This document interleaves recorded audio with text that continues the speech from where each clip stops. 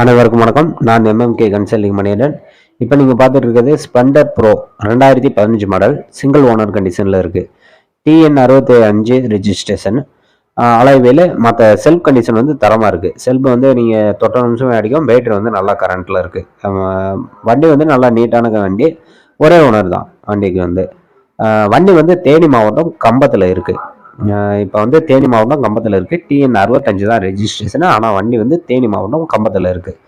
தேவைப்படுறவங்க ஸ்க்ரீனில் நம்பர் வரும், கால் பண்ணுங்கள். இந்த வண்டியோட டீட்டெயில் மற்ற டீட்டெயில் ஏதாச்சும் வேணும்னா நீங்கள் கால் பண்ணி கேட்டுக்கலாம்.